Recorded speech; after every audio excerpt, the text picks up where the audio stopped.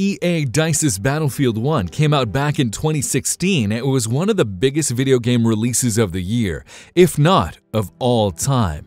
While it was still classic Battlefield, with most of the focus being on the multiplayer and not as much on the single player, the game's mechanics, time period, and insight into how the world's first modern war was fought proved a powerful advertising tool for DICE, especially with Infinity Ward being hammered by Infinite Warfare going yet further into the future instead of returning to its roots. Now that Battlefield 5 is coming out, we'll be facing the next world war, with new factions, new technologies, new weapons, and new maps. Here's 10 of the new changes that DICE is implementing to keep things fresh. New time period. While Battlefield 1 focused on the First World War as its setting, as taking us back to the very first modern war, Battlefield 5 will be bringing us forward 20 years into World War II. Where the majority of the technologies of World War I were all experimental, World War II's will be more refined, with dedicated tanks and aircraft and a whole new variety of different weapons that players will be using to shoot, stab, blow up, and ignite other players. New weapons and vehicles. Like we said before, the weapons and vehicles of Battlefield 5 will be the perfected versions of all of the different experimental technologies that were used in the First World War. While there likely won't be things like soldiers wearing armor, zeppelins, ludicrously tiny pistols, or armored trains, the promise of other weapons and vehicles like bazookas, better tanks, better airplanes, gun-mounted grenade launchers, half-tracks, and more will hopefully more than make up for them. A new perspective. While story is not the main focus of a Battlefield game, and never has been, we still got a fairly novel approach to war in Battlefield 1, which took on an anthology story of a number of veterans in all theaters of the war, from the Western Front to the Middle East to Gallipoli.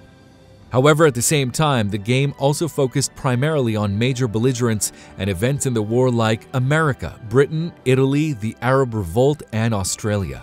In Battlefield 5, while we'll still be getting a British segment focusing on SAS troops in North Africa, we'll primarily be going through lesser-known countries such as a Norwegian resistance fighter attempting to save her mother, a Senegalese soldier fighting in France for a home he's never seen, and even a look on the other side of the war as a German tank crew who begins to question whether they're truly fighting a just war.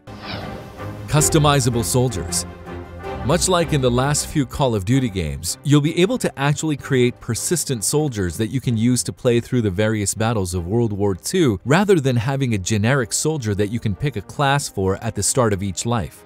You'll be able to pick their gender, race, hair, and facial features and make them a certain class. This mechanic, called the Company, will allow players to unlock various subclasses called archetypes that can allow you to specialize various characters down certain paths. You'll also be able to customize your own vehicles and create your own loadouts, allowing you to customize your weapons along with your own vehicles. New maps.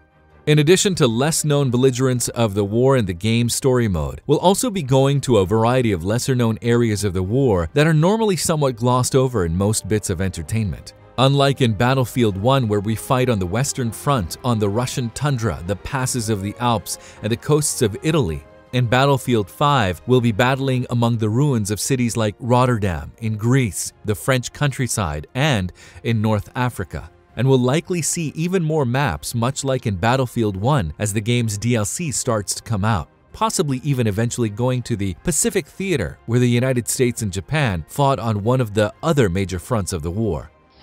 New game modes. While Battlefield 5 will still have a number of the same game modes that were in Battlefield 1 and various other Battlefield games, it will also have at least two new game modes, one small and one massive.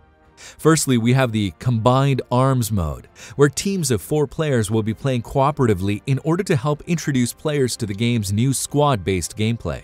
While this may not be a competitive game mode, as DICE has called it something between single and multiplayer, it's still a big change from their normal fare. Secondly, players have Grand Operations, which builds on the success of the first Operations mode from Battlefield 1. Grand Operations are 64-player games that take place over multiple days and multiple maps, simulating an entire campaign. Players will have to be smart with their ammo and supplies, as the fortunes of battle change back and forth depending on who's winning matches, with a starting situation for each match depending on how the previous day went. And if the Day 3 match ends in a draw, then a Day 4 sudden death match will begin with each player only having one life in a winner-take-all battle. Tides of War. Tides of War is an interesting mechanic in Battlefield 5, being an organic way that new maps and campaigns are released over the course of the game's lifetime. That means that as the game ages, you'll be opening up new theaters, new areas of battle, and new weapons in order to mimic the way that World War II was actually fought, from the fall of Europe to the Nazis to the Allied counterattack. You'll be getting new combined arms missions and new grand operations to play as well, so there'll always be new things to do.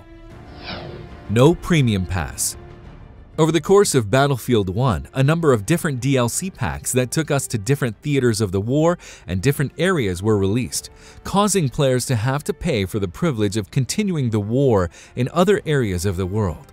However, Battlefield 5 is being changed in a big way for this, in that there is no Premium Pass this time around, where you would have to pay a large sum of money to get all of the map packs. This time around, every new map, every new expansion, and every new piece of content will be free in a similar manner to Star Wars Battlefront 2.